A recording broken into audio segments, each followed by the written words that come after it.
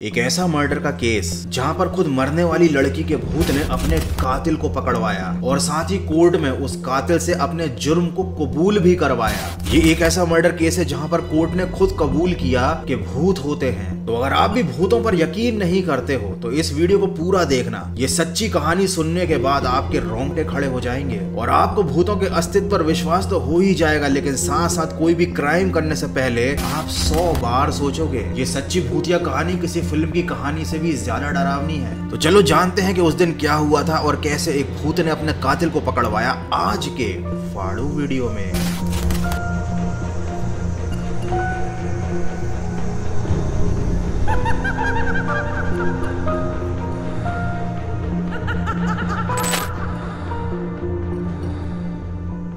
ये कहानी है टेरेसीटा नाम की लड़की की।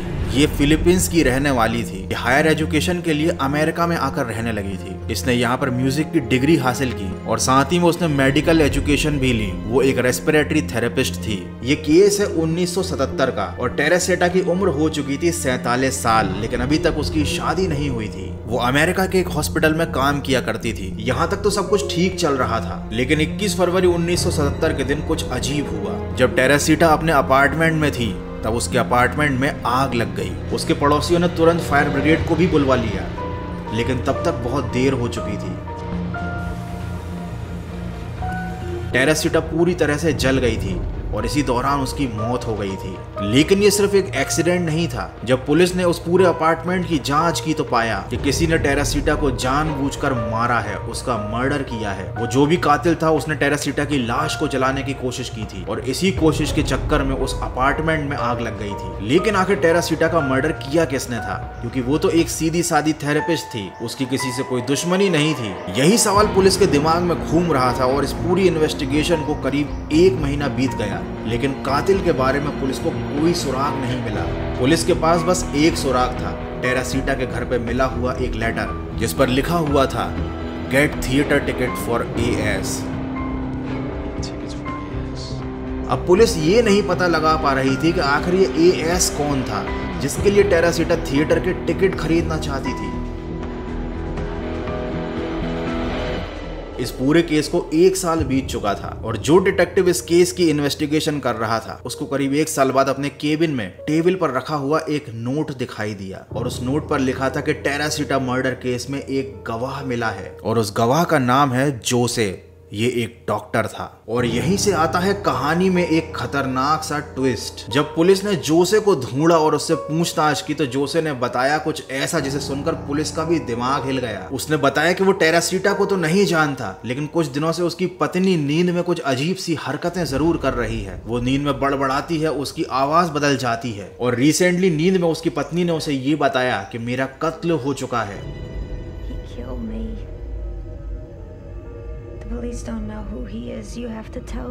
अब आगे क्या हुआ ये तो मैं आपको बताऊंगा ही, लेकिन उससे पहले मैं आपको बताऊंगा एक प्लेटफॉर्म के बारे में जिसका नाम है पॉकेट ब्रोकर और यहां पर आप ट्रेडिंग करके पैसे कमा सकते हो। इस पर रजिस्ट्रेशन करना है बहुत ही आसान। सिंपली अपना ईमेल आईडी डालो, अपना पासवर्ड सेट करो एंड यू आर डन। या फिर चाहो तो आप अपने फेसबुक या गूगल के अकाउंट से भी डायरेक्ट लॉगिन कर सकते हो और उसके बाद सीधे आप अमाउंट जमा कर ट्रेडिंग स्टार्ट कर सकते हो। आप करेंसीज, इंडाइसेस, स्टॉक्स या फिर क्रिप्टो पर बेनिफिट कमा सकते हो। Pocket broker BTC ETF fund पर ट्रेडिंग प्रोवाइड करने वाला पहला प्लेटफॉर्म है और फंड पर यील्ड 92% तक होगी। In future this platform will have even more crypto assets to trade on the most favourable items. 5000 या उससे अधिक की जमा राशि के लिए एक VIP चैट का ऑप्शन भी अवेलेबल है जिसमें ट्रेडिंग की स्ट्रेटजीज को आपके साथ शेयर किया जाता है। आपको सिंपली अच्छे ट्रेडिंग एसेट्स चुनने हैं, अपने ट्रेडिंग अकाउंट में परचेस टाइम को सिलेक्ट करना है, प्राइस इंक्रीज या डिक्रीज ऑर्डर में से किसी एक को चूज करना है एंड दैट्स इट। आपकी अर्निंग आपके अकाउंट में दिखाई देगी जिसे आप फ्री में विड्रॉल कर सकते हो। यहाँ पर कोई भी विड्रॉल फी नहीं है। इसमें 4 ट्रेडिंग मोड्स हैं, quick trading, share trading, forex MT4, forex MT5, साथ ही 24/7 सपोर्ट और 30 से ज्यादा इंडिकेटर्स और एनालिटिकल टूल्स का एक्सेस भी अवेलेबल है। इसे आप किसी भी डिवाइस, PC, मोबाइल या टैबलेट में यूज कर सकते हो। Pocket broker Google play store पर भी अवेलेबल है। सो डिस्क्रिप्शन में लिंक दिए, उससे डाउनलोड कर लो या फिर ये जो QR कोड दिख रहा है सिंपली उसको स्कैन कर लो और यूज करो मेरा promo code extra to get 60% bonus on your first deposit. Social media पर भी Pocket Broker regularly promotions host करता है where everyone has the opportunity to win prize and receive deposit bonus. So don't miss out the chance. Subscribe and stay tuned for updates.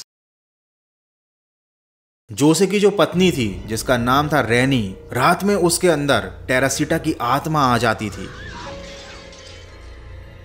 और उसी ने जोसे को बताया कि कातिल का नाम एलन शौरी है। लेकिन जोसे ने इन सारी बातों को सीरियसली नहीं लिया क्योंकि उसे टेरासीटा के मर्डर केस के बारे में कुछ नहीं पता था। उसे लगा कि शायद उसकी पत्नी कोई डरावना सपना देख रही होगी और इसीलिए वो नींद में बड़बड़ा रही होगी। और जब जोसे ने इन सारी घटनाओं को अवॉइड किया तब टेरासीटा की आत्मा भड़क गई। टेरासीटा ने उसकी पत्नी रैनी को नींद में परेशान करना शुरू कर दिया। इन सारी घटनाओं से जोसे काफी ज्यादा डर गया और उसको भी यकीन आ गया कि वाकई में रैनी जो भी नींद में बोल रही है उसके पीछे कुछ ना कुछ वजह तो जरूर है। एक दिन टेरासीटा की आत्मा ने रैनी के शरीर में घुसकर जोसे को धमकी दे दी कि अगर तुमने मेरे कातिल को पकड़वाने में मदद नहीं की तो मैं तुम्हारी पत्नी को मार डालूंगी। तब जोसे ने सवाल किया कि अगर मैं पुलिस के बारे में जाकर ये सारी चीजें बताऊंगा कि कोई आत्मा मेरी पत्नी के शरीर में घुस जाती है तो वो सब मेरे पर हंसेंगे, तुम मुझे कोई सबूत ला कर दो तब मैं पुलिस के पास जाऊंगा ताकि उस सबूत को देखकर पुलिस को मेरी बात पर यकीन हो जाए। टेरासीटा की आत्मा ने उसे बताया कि एलन शौरी ने मेरी हत्या करने के बाद मेरे घर की अलमारी से कुछ ज्वेलरी चुरा ली और वो ज्वेलरी अभी उसकी गर्लफ्रेंड के पास है। वो ज्वेलरी मेरी है और उसे मेरे पेरेंट्स बड़ी आसानी से पहचान लेंगे। उसके बाद टेरासीटा की आत्मा ने जोसे को कुछ नंबर दिए जो टेरासीटा के दोस्त और उसके माता पिता के थे। जब जोसे ने ये सारी बातें पुलिस को बताई तब पुलिस ने सबसे पहले जाकर एएस को पकड़ा और चूंकि टेरासीटा ने बता ही रखा था कि एएस उसके घर पर टीवी सही करने आया था तो इन्वेस्टिगेशन के दौरान ये बात प्रूफ हो गई कि एएस नाम का बंदा उस फ्लैट में गया था टीवी सुधारने के लिए।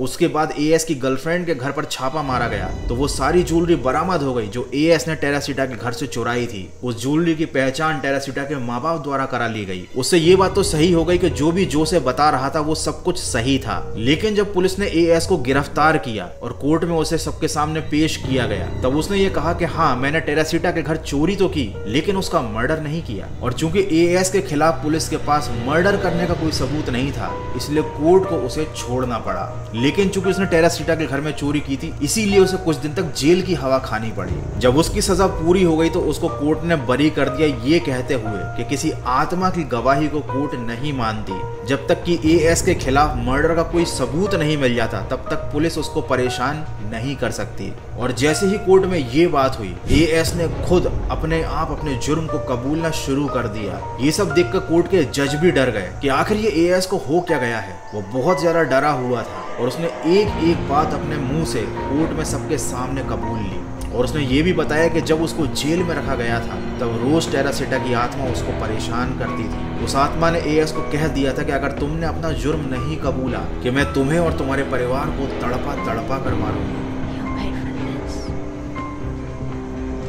ये सब होने के बाद जब एएस ने खुद अपना जुर्म कबूल लिया और कोर्ट में ये तक बता दिया कि वो ये सब एक आत्मा के डर के कारण कर रहा है तब तो कोर्ट को मानना ही पड़ा कि वाकई में टेरासीटा की आत्मा अभी भी मौजूद है। उसकी लाश भले ही कब्र में दफन कर दी गई है लेकिन उसकी आवाज अभी तक मरी नहीं है और इसीलिए उस केस को कहा गया the voice from the grave. इस घटना के ऊपर हॉलीवुड में एक मूवी भी बनी है जिस मूवी का नाम भी यही है the voice from the grave. हो सकता है आप में से बहुत से लोगों ने शायद ये मूवी पहले ही देख रखी हो लेकिन हो सकता है मोस्टली लोगों को ना पता हो कि ये मूवी एक सच्ची घटना पर आधारित है। एक ऐसी सच्ची घटना जहां पर पुलिस कातिल को नहीं ढूंढ पा रही थी तो मरने वाले की आत्मा ने खुद अपने कातिल का पता लगाया और कोर्ट ने, कानून ने, जो कभी भी भूतों पर विश्वास नहीं करता, उसने खुद माना कि आत्मा होती है और उस आत्मा के डर से एएस ने खुद अपना जुर्म कबूल लिया। आपको ये कहानी कैसी लगी मुझे कमेंट करके जरूर बताना। मुझे तो ऐसा लगता है कि भैया ऐसा सबके साथ होना चाहिए। मतलब जो भी इंसान मरता है या उसका मर्डर किया जाता है उसके पास ऐसी सुपर पावर होनी चाहिए कि वो अपने कातिल को सजा दिलवा सके। अगर ऐसा हो गया तो इस दुनिया से क्राइम कंप्लीटली गायब हो जाएगा। लोग मर्डर करना तो दूर उसके बारे में सोचना भी छोड़ देंगे। बट अनफॉर्चुनेटली ऐसा होता नहीं है। ये दुनिया का एक इकलौता ऐसा केस था जहाँ पर इस तरह की घटना सामने आई थी। अब ऐसा कैसे हुआ, इसके पीछे क्या रीजन था वो तो मैं नहीं जानता, लेकिन इतना जरूर जानता हूँ कि अगर आपको वीडियो अच्छा लगा है, देखने में मजा आया है, तो वीडियो को लाइक कर देना, और अगर पहली बार हमारी भूतिया दुनिया में आए हो तो भैया इसको सब्सक्राइब कर देना, क्योंकि यहाँ पर आपको ऐसे ही अजीब व गरीब डरावने भूतिया किस्से सुनने को मिलेंगे। तो यार that's it for today, video को यहाँ पर खत्म करते हैं। आई होप कि वीडियो देखने में मजा आया होगा। मिलते हैं अगले एक और फाड़ू वीडियो में।